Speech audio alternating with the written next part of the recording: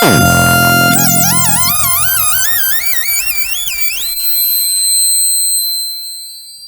you still hear that? Hello, I'm Charlton, and today I'm going to talk about the strangest beast in my zoo. It's this baby here. It's the ARP Odyssey. Isn't she just the prettiest thing you ever saw? If you don't think she's pretty, then you are not my friend. I first saw one of these, 1974, I think, in a shop window when I was at school. No way I could afford one, but I just loved it. I just wanted to have it. In fact, you know what? I built my own one. What I did was I made a plywood box. I covered it in black sticky tape. I got sliders. I put in a few oscillators. The keyboard, I couldn't get a plastic keyboard, but my school was chucking out an old wooden piano. I got a saw. I sawed 3 octaves out of the piano. It weighed a ton. And then underneath each key, I put a doorbell switch and I put a resistor ladder, wired it to the oscillator. Did it work? No, it didn't. I had fantastic fun with it and it was so dangerous. But I tried to build one of these. Now I'm a little bit older, a little bit luckier. I have pretty much the same machine I saw in that shop window. This particular ARP Odyssey, I reckon, was built in 1975.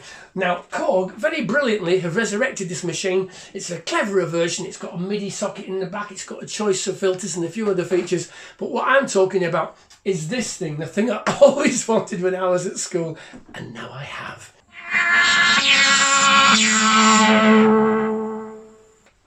Now, you might have seen my previous videos. I've done one about the Moog Prodigy. This wonderful, wonderful little beast. Hasn't got a lot of fancy stuff, but what it does really, really well. So that was the first video I made, actually, about synths.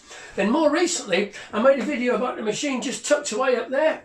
That is the Korg MS-20, and that one looks strange because of all the sockets and wires. But if you know about synthesizers, you'll know what all that's about. This one looks like halfway house. It hasn't got any frightening sockets, but actually this one is the real mad case. Oh, why is it mad? Let's just go through the basics, then show you what's different about it.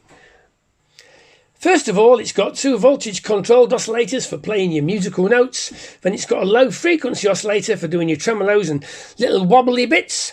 It's got a filter, which is a little bit controversial in its own, so we'll talk about that in a minute. It's also got 2 envelope generators. One's just an attack release one, and the other one is the full ADSR. So that's all the basics you'd expect from a synth. But before we look at the fancy stuff, let's just look at the oscillators, because this is weird before we start. With the Moog, nice well-behaved little Moog, when you turn it on, you have to give it about 20 minutes to warm up. Same with all these old-fashioned synths. Once you do that, roughly speaking, it's in tune. That should be an E. Yeah. Okay, providing that's in the centre position, that should be an E. In fact, I can check it. And how would you actually check if you're in tune? Of course, like any sensible person, you reach for your banjo. Is that an E? Yeah, not bad. All right, there's a little bit of a cheat here. My banjo has actually got a little tuner in the back. Oh, it thinks that's an A. Let's try again. Yeah, I've got a little tuner in the back. I'm so tone deaf, you see. I need every toy they can make. These are the frequency controls for the 2 VCOs on the Odyssey. But I'm going to play a note of E on the keyboard. We're going to listen to VCO 2, see what we get. Well, here's the E from the Moog. It's nowhere close, and the reason is, look at this here. This slider goes from 20 Hz up to 2 kHz. In fact, supposing somebody came past this machine just before I was about to play it, and they knocked it or fiddled with it or dusted it, and they knocked that slider. Look at that. I mean, your Moog might be a semitone out of tune. This can be octaves out of tune. It's not a wonderful sweep, and it goes higher if I click the keyboard up 2 octaves. If you've got a dog in the room going completely mad now, it can hear that. I can't, I bet you can't. There we go. And it also goes really low.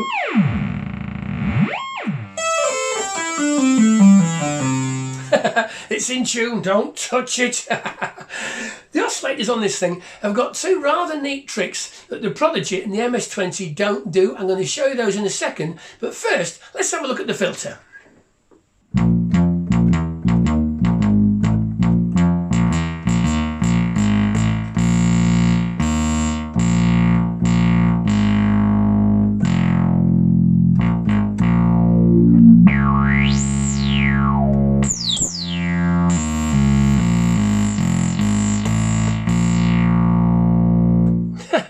that great? Just a little bit of sawtooth wave going in there, but I'm now just going to fatten the sound up, give the filter a bit more to chew on.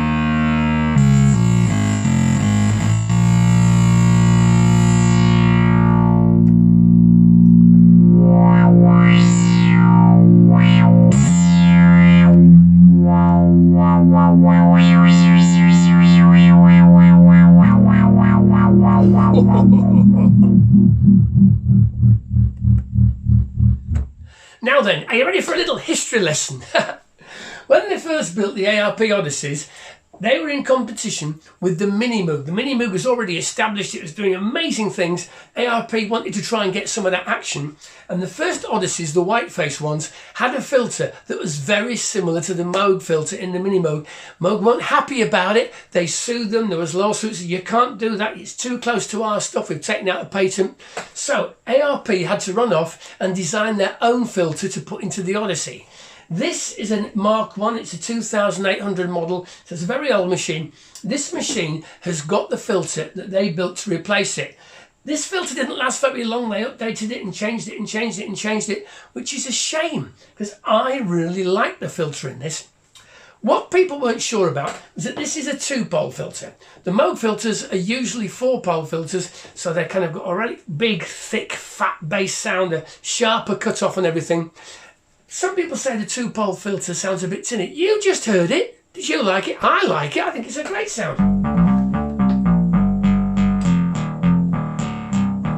It does some nice bass stuff down the bottom. It doesn't sound the same as a Moog. It's never going to. But secretly, I've got 2 Moogs. I want something to do something different.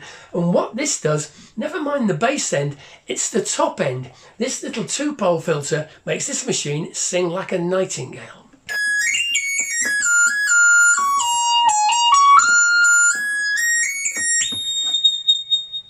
While we're looking at this part of the controls, there's a couple of extra sliders here. This one's a VCA gain, so it can keep the sound coming out without having to go through the envelope shapers. That is a high-pass filter. Makes more sense if I put some noise through. So here's the mixer. I'm taking down the oscillators. Let's put the noise put the noise up. There we are. And this takes out the bottom end. There we are. Whoa. And while we're at it, let's make this sing.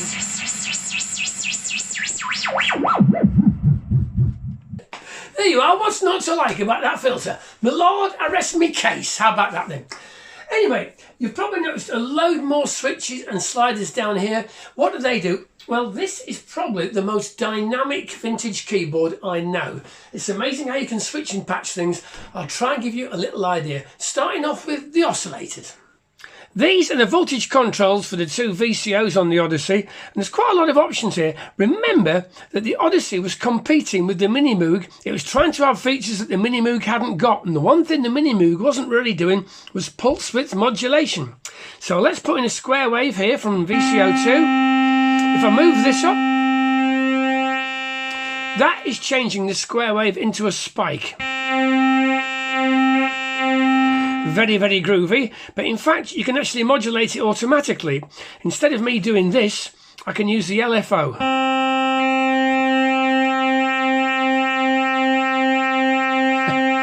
It's getting to be a bit psychedelic, isn't it? But if I don't want to use the LFO, I can use the envelope shaper. For this, let's just try it without. Sounds a little bit flat. Now let's put a bit of this in.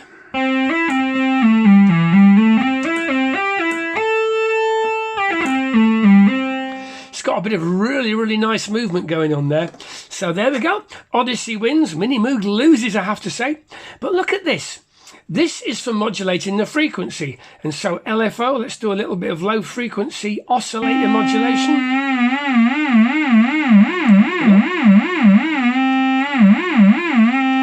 Now, there's a bit of a thing here.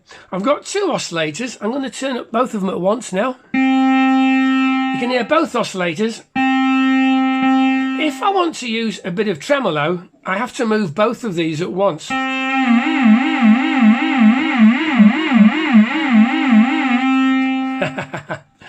This is where Moog had got something better. Moog had got performance controls, these two little wheels that go underneath your left hand here. Quickly drop in a bit of vibrato or even pitch bend. Now when you look at your Odyssey, you don't see any wheels on the left hand side. Moog didn't actually take out a patent on the wheels. They wish they had, because nearly every keyboard these days has got two little performance wheels. But the Odyssey, they were going to try and make it look different. Didn't want to be seen to be copying the Moog if they could help it. So for pitch bend, in the early Odysseys, they put this little control on. It's not as bad as it looks, because the middle section doesn't do much, so it's easy to find that. I find that quite easy to play with. What's harder is adding in that little bit of vibrato. You've got to do that, or move them both if you want them both moving. On the more modern Odysseys, after the Mark 1, this is an old one, there's 3 buttons. And one button does the pitch bend for you. One button nicely slides in your low frequency oscillations. And there's a third button, and I don't know what it does because I never played with one. If you find out, tell me. Anyway, let's have a look at this section here. This is really, really neat. Sample hold mixer, sample hold. Now most synthesizers, when they say sample hold, they put a noise generator into a thing called a sample hold thing, and you get random voltages, and this is what happens. There, SH, I've just faded up some of the sample hold voltage, and that's why we're getting these random tones. And this thing's also got a lag, so it can smooth it over.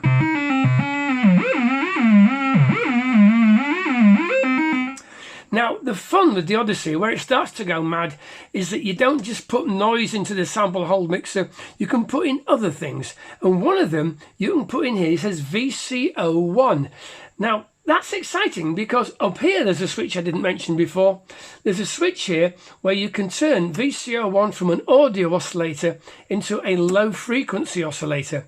That's what I've done now. So I'm going to take away the noise. I'm going to put in low frequency VCO1.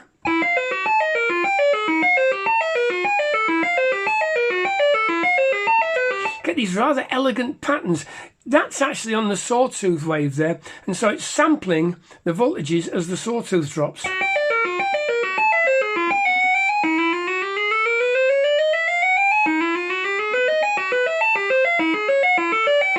It's very, very delicate, but you get some amazing patterns playing with that. And of course you can mix that with a bit of noise. And it starts to go a little bit crazy. That's that. The other thing is, if you don't want to use the actual sample hold, you can actually use the output of that mixer itself. So if we have a look here, I'm going to take the sample hold down, and I'm going to put in sample hold mixer there. I'm going to choose that. What's coming out here now?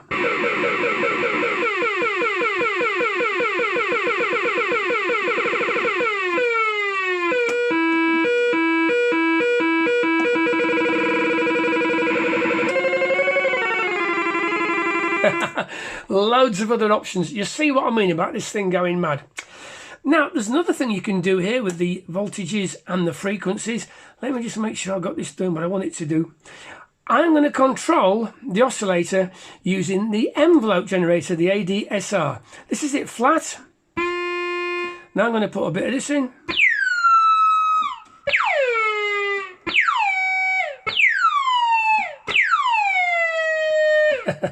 It's quite cute by itself, but this leads to a really, really nice trick. Do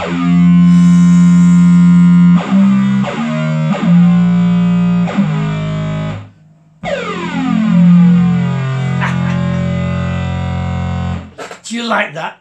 I do. Isn't that beautiful?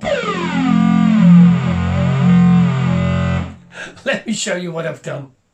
At the moment, this is oscillator 2. Still doing that nice envelope shaper pattern. Oscillator 1, just playing a few notes.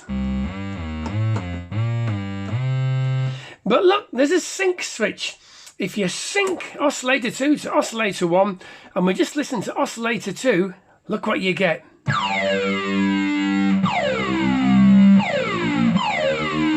Isn't that beautiful? And if you want a sharper attack, it's being controlled by the ADSR generator here. I'll just bring down the decay. good driving tone there. Let's make it slower again. I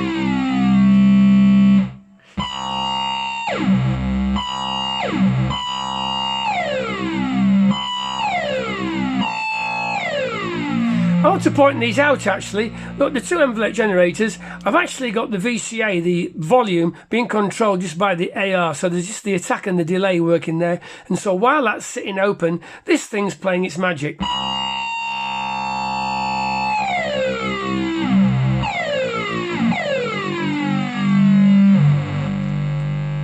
You may well now be wondering what I am doing. Well, while I was filming this video, one of the notes got stuck on, and so it was just going all the time. And I've had a little look. I'm afraid the back has to come off. Now, I could have just not shown you this bit, but that wouldn't have been fun, would it? You want to see inside, don't you? I thought you did. Go on then.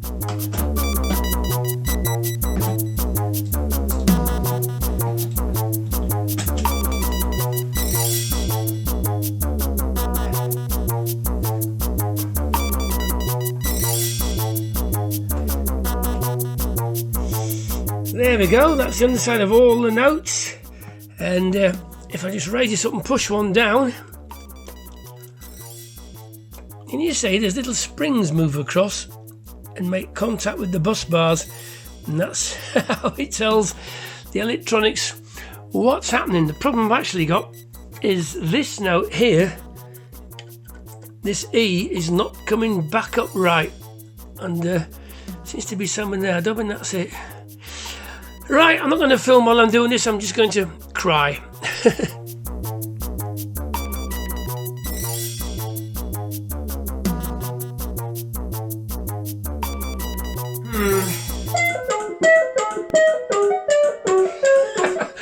Doesn't only look a bit funny, it sounds a bit funny as well. I will get round to fixing it, but I want to finish talking to you first.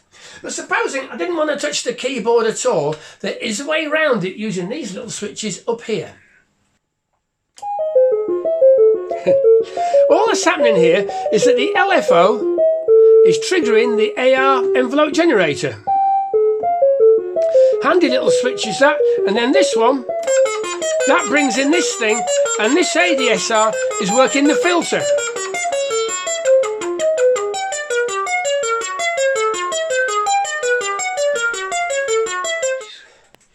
Hey, right, well, ages ago I mentioned two tricks that this thing does that sets it apart from the early Moog synths. This isn't a mini Moog, it's a Prodigy, but it'll show what I'm talking about.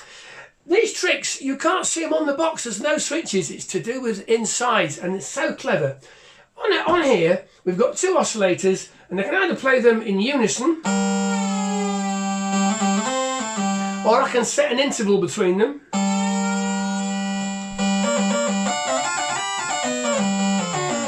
But that interval will always be the same. On the Odyssey, it's duophonic. That's just VCO2 by itself, and if I bring up that, that's VCO1's playing along with it now. When you play one note, they're in unison, but when I play two notes, VCO2 is always the top one, VCO1's always the lower one. And that means you can play little groovy things like this. What's not to like? But it gets better. This machine has got a ring modulator. If you've seen my videos before, you know I adore ring modulators. Here we go. Get a lot of power, especially down the bottom end. You can do things like this now. Oh boy. All right then, I won't play with the ring mod, otherwise we'll be here all night. You'll need a sleeping bag and coffee. I've got another trick to show you. On the Moog, when you first play a note, you get a nice trigger, like that, yeah? But if you hold that note down and play a second note, all that happens is the frequency changes, yeah? Now, that's really nice, you might want that. But what happens if you don't want that? What you have to do is play really cleanly. You've got to be a better player than me, I'll tell you. But look what happens on the Odyssey. You see, when I'm holding one note down, if I play another note, it re-triggers. This means you can play something really fast with loads of attack. Even though my fingers are overlapping, they're all over the place. Every note's got a nice sharp stab at the front. Have you noticed, since this video started, the sun's come up? Way, I can do time travel too, isn't that brilliant? Now listen, I'm not saying that having duophonic and the re-trigger thing makes the Odyssey better than the Moog. I wouldn't dare, would I? And also, I wouldn't believe it. The Moog is the most iconic machine ever made. But when ARP were making these things, they were trying to offer the public something different, and they did. But I always knew about the duophonic thing. I'll be honest, I didn't actually realise about the trigger thing until I tried to plug this machine into my new toy that I bought recently, the Dofer Dark Time Sequencer. For this, you've got to run wires around the back. When this Mark 1 was first built, it hadn't got any sockets in the back for voltages, but when I bought it, I had these sockets put in. Have a look. What have we got? We've got control voltage, gate. Well, usually when you wire up an old synth to a sequencer, that's all you use. So let's just put these in. That's a gate. That will be opening the gate up. Oh, can you hear a little something coming out there? That's exciting. Control voltage, that should put a voltage into the oscillators. We've got a bit of a groove going on there. But then I realised only the AR envelope was firing. The ADSR wasn't opening. Well, never mind. I got another wire here. This one's for the filter. Let's put that in there. Getting a few different filter tones in there. What was this trig one about? Finally, I put in the last wire. And at this point, we can start really playing. Isn't that beautiful? Let's bring in this baby.